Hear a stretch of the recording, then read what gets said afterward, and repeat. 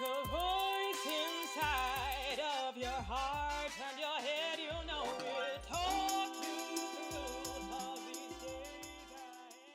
Hi, everyone. My name is Gena Sims, and I run the Autism Theater Project. And today I'm very happy to talk with Agatha Casiano, who is a singer, the daughter of Maritza Casiano, a renowned Latin American producer. And Agatha is a singer, an actress, autism advocate. Thank you for having me here. Super happy that we're finally getting to meet and excited about all the things we're going to talk about. I was first introduced to your music when Tony Pumarejo, our friend, showed me a song that you wrote about your brother who's on the spectrum. Could you talk about writing that song and how your brother has inspired your music? Definitely. My brother inspires me every single day because every day that I wake up and I, want to work, want to be better, think about making money and having means to protect him, to be a caretaker for him forever. So he just inspires me every day because I wake up thinking about him every day and he motivates me. He's like fuel. His condition and just the love I have for him because he's my brother, they're both fuels for me to work and get that paper. Now when it comes to writing the song, I I just wanted to give him a message that I'm going to be there for him no matter what. That even if, he feels agitated in the moments where he feels that no one can understand him or comprehend him because he is nonverbal as well. I'm going to be there for him. So that's kind of the purpose of the song. It's like a loving lullaby, the title of the song. It's just because I'm telling him that no matter what, no matter how misunderstood he feels, I'm there to calm him. I'm there to understand him, and I'm there to be there unconditionally. I bet he's very grateful for you. Um, I hope so. yeah, I'm sure. I can relate. My sister's also on the spectrum, and she's just given me a lot of appreciation for the things that I can do without thinking about it, the things that are so easy for me to do. She is limited verbally. She's not completely nonverbal, but I find that with her, she communicates in such an honest way, like without words, that I've learned so much from her. Have you had a similar experience with your brother? Totally, totally. There's signs and there's things that he does that I already know what he wants, whether it's going to the bathroom, whether it's the way that he looks at me. Like, it's kind of like learning a new language because they're forced, people on the spectrum, they're forced because of society to adapt to the way that we live, like human beings that are fully capacitated to live and be independent and do the daily things. But also, we can't be selfish as a society. We have to be selfless and we have to be inclusive with them. So I think that a way to be inclusive and a way to begin is trying to understand them and trying to communicate with them the way that they're communicating. It's kind of like meeting halfway. It's not just you have to learn how to talk and you have to learn how to communicate. No, let me learn how to communicate with you as well because you have your way of communicating. It's been a journey for me and my brother's condition. There's been a lot of stages in the way that I've handled my brother and autism because he was born around the time I was maybe like 7, 8. So I was an only child for a little bit, for quite some time. Then he came along. I was excited to have a brother that I was going to play with, that we were going to go do all these fun things. And then when they diagnosed him, I'm like, wait, what's that? And I was a bit of a rebellious child, so maybe there was a little bit of jealousy because I was territorial with my mom. So I suffer from guilt a lot because I wasn't the nicest person to my brother in the beginning. Mm. And then as time went by, he's been my teacher and my mother, who's an excellent mother. She's also been a teacher, and now I just feel like, I am the number one protector of my brother. Like, I adore him to death. I will do anything for him. I won't let any harm get in the way. So it's been like a learning process and progress too. That's interesting because your age gap with you and your brother is similar to my sister. I remember when she was first diagnosed, I didn't really fully understand it either. I thought it was going to go away after a time. And then I had to accept, oh, it's not going away, and kind of watch my family accept that as well. Um, so it was an adjustment. But I agree. You become the teacher and also the student. Did the doctors or anybody that you would see, whether it was a speech therapist or pediatrics or something, would they ever be like, she's going to be able to talk, she's going to be able to fully jump out of it, like it's some kind of portal that you leave? Did they ever tell you that and give you those hopes? I think doctors are put in a difficult position because they feel like they have to give some kind of prediction to the parents. And I know people, autistic people, whose parents were told that, oh, they'd never speak, never drive, so they'll go to like the opposite end of the spectrum and give them the negative. And then there are people who are given the positive because I guess they just feel like they have to say something. But the reality is we don't know. We just have to take it one day at a time, to appreciate whatever progress does happen and know that, everybody's here for a reason. So I think the weaknesses people may have, the difficulties they may have, it makes them stronger in other areas and gives them resilience. Totally, totally. I agree. And you have a wonderful gift as well. You're an amazing artist. So, I think that you have a lot to give to the world. Does your sister inspire a lot of it? Inside Out? Um, Thank you. Yeah, yes, she does. She does. She inspires the productions that we do with the Autism Theater Project. Hmm. We did a play about my sister, about a little girl who is nonverbal. My sister is limited verbal, but in the play, the girl is nonverbal, and she dreams of a world where the kids on the playground could hear the voice inside her head and see her life story be told. That's amazing. That's Thank amazing. you. Thank you. So that was a cool experience, and now the Autism Theater Project is producing this series that I showed a little bit of to your mom. This television series called The Voice Inside. Yes, yes. She told me. Uh-huh. Tell me a little bit about it. So The Voice Inside is based on true stories about young adults who were told that they'd never be able to accomplish the things they're accomplishing now, especially those with autism. And it's co-written with those autistic young adults, and stars autistic young adults. And it's based on several stories. We've put this series together, and it's called The Voice Inside because the audience gets to hear the voice inside the heads of these characters. And it basically just shows that anything is possible, but it shows it in a very realistic way because these are real stories. The characters have real challenges, and we don't shy away from that. That's amazing. That's amazing. I'm so happy that you're so devoted to autism community. Your sister definitely inspires you, and I'm sure that, anybody who has autism can feel identified with your work of art. I can't wait to see more of it. And I would love to participate as well, because I feel like, only when you have someone that is very, very close to you with autism, you can sympathize, you can empathize, like you can be empathic towards it. Because there's a lot of conversation about inclusion and other conditions, but I feel like with autism, we're just like not 100% there yet.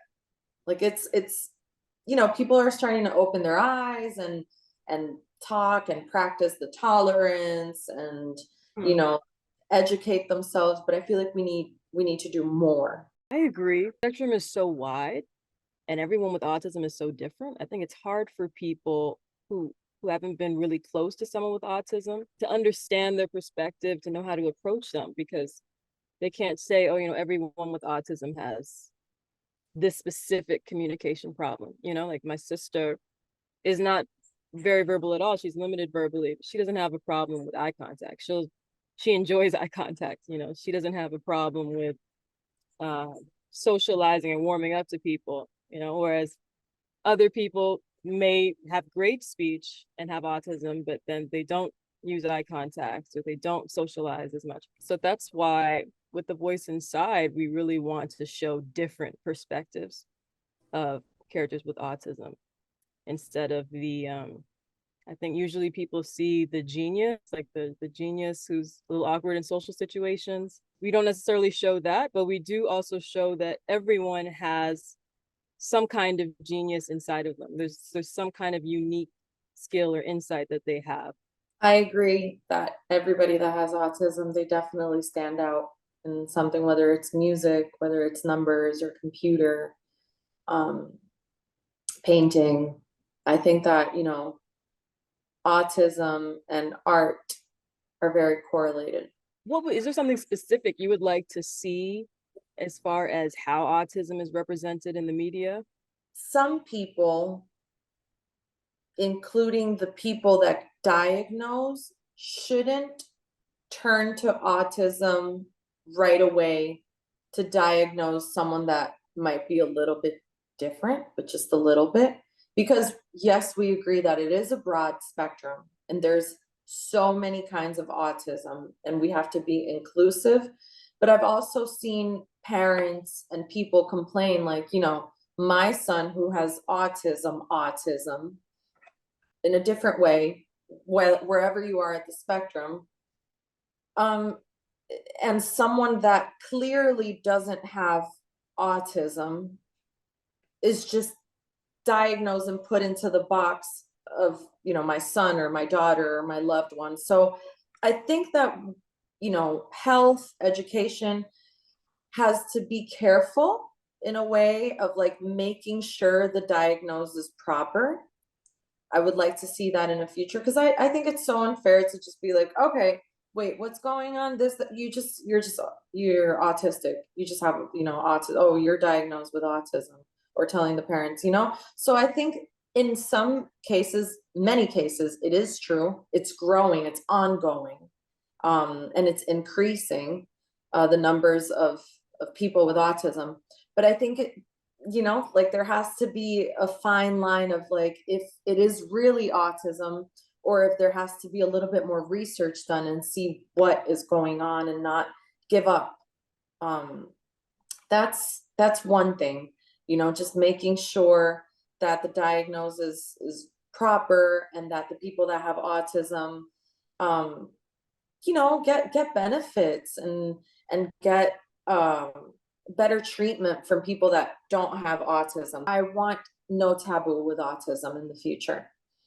Um, I I feel so uncomfortable and bad when my brother has a tantrum because he can't express himself. Like if I don't speak Mandarin, if I'm put in a field in China where I don't understand, where I don't have a phone, where I'm just left there alone, I'm gonna want to pull my hair, pinch myself, by my, smack something, throw a tantrum on the floor because I cannot communicate. So I think that when they don't feel understood and they can't communicate properly, people just say, oh, he's, what is that? What's going on with that kid, with that person? What a crazy person, why are they acting like that? No, there is such thing as autism. That person has autism and you need to find out what autism is. This is why both topics tie, because some people have told me, but that's not autism. They're just, they just have dementia or they have schizophrenia or they have something else. Because I have a friend who has autism and he works and he goes here and they're normal. I'm like, that could be a type of autism or Asperger's or something else that's not inside the spectrum. But there is mild autism all the way to severe autism, to people that can't talk, nonverbal, not because they're mute, just because their brain and it doesn't connect, so they can't express themselves. People that are not even physically able to perform 100% also fall in the severe autism, where they can't talk, where they can't fully move or perform physically. So we have to be careful. I think is my overall point.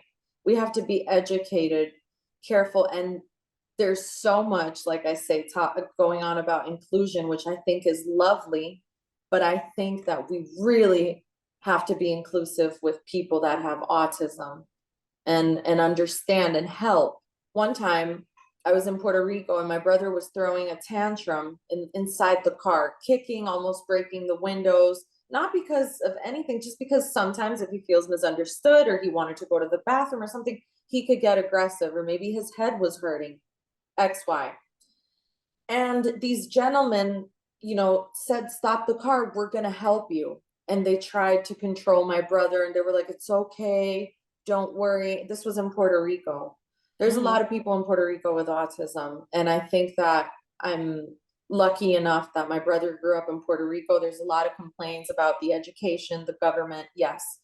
But because we're a smaller island and there's so many people with autism, um, I think people are starting to get more educated, but I think this is something that needs to happen all around, where if we're going to educate people about um, physical disabilities, or, help someone in a wheelchair, and have respect towards people that have, sexual preferences and race and gender, we also have to be inclusive with people inside the spectrum and treat them well and not make them feel like they don't belong. It's the opposite. We have to be like, "You belong and we're here to back you up. And if someone messes with you, we'll educate them as well." I feel like maybe parents feel pressure to almost apologize for their child. I'm like that. And I'm trying to let go of that. Sometimes the social antsy person, because I suffer sometimes from social anxiety. I don't want any trouble. And I want everything to be calm, and I want my brother to be calm, and I don't want anybody, I don't want to have to say anything to anybody, but at the same time I'm letting go of that, because that goes to the point. I have a brother. He's the most special thing in the world to me. I have to be responsible to educate. I would hate for parents to feel like they have to be ashamed or blame themselves for the situation, if their child's acting inappropriately, even in a small way. There's this sense of isolation that happens, even even with families, like with my family. I remember feeling isolated about our situation, even though we knew other families of children with autism. But at the same time, it's like, oh, but your child's not my child, and we just kind of want to erase all of that. I see, we as in you and me, and also people at ATP, the Autism Theater Project. I think if people feel like they can empathize and respect what someone with autism is going through, then the inclusion will just kind of naturally happen. I just think that because there's so many different kinds of autism, people have to know that there is a lot of a broad spectrum. I think they live life the way that we're supposed to live life. Free. I want what I want. I live how I live, and I wake up and I'm a human. I feel like they're very, very human. They exist. They Hmm. they live. So when someone insults, it uses autism or the term or the word autistic as an insult, I think that's so archaic. Be like, what can I do in instances like this? Or be a third party support. I like that. Like, I was in a supermarket one time and this kid was having a temper tantrum, putting out like all the cornflakes off of the shelf. And I was like, yep, I know what that is. So I was telling other people without the mom looking for my help, just trying to control the child. I was like, "Guys, it's okay." And people were like, "Oh, okay." So, just because my brother can't talk, can't express himself, it doesn't mean he doesn't understand. It doesn't mean he doesn't pick up on vibes, on looks. So have respect. But the way to have that respect and have that patience and social tolerance is by educating yourself and by asking yourself, and by also the people that, like I said, diagnose, to really make sure how they explain autism to the people that they're diagnosing and to other people in general. Hmm. Because you have no idea, Gina, how many times I've heard, Are you sure that's autism and not schizophrenia, not retardation? You know, like, because I know I have friends with autism and I'm like, guys, it's such a broad spectrum, Mm, A. And B, there's people that might be diagnosed with autism, but we don't know if they really have it because the condition and the genesis of it is still a mystery. mm, We don't know why, we don't know where. There's theories, but we don't know the why. That's the third thing I would like. I would like more research to see why, to see, you know, how, and also to see more inside their brains, what makes them feel better. I would like to please my brother with what he, if I knew what he actually wanted, what his ideal heaven on earth would be, I would try to, you know, make him happy every day, whether mm, it's putting a canvas on the floor so he paints, blasting music, he loves music, mm, mm, or whether it's riding a roller coaster 10 times or a Ferris wheel. Like, I don't know. mm. I know things he likes, but I don't know what's inside that I'm like, what is his desire? And it would be so great if technology can go that far. And I agree. I think it's important for people to learn to understand those across the spectrum, because I think it's a lot easier for people to include people on the spectrum who may not seem different at all from people who are neurotypical.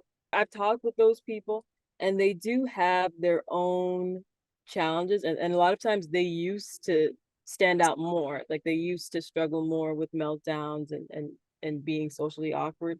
But at the same time, it's important for people to see, relate to, and understand those who clearly are not neurotypical, you know, who have more what people would call more severe forms of autism, and understand that they too have a voice, they too have a perspective, they too have something to contribute to the world. It's so immoral to truly discriminate and put someone down because of their medical condition.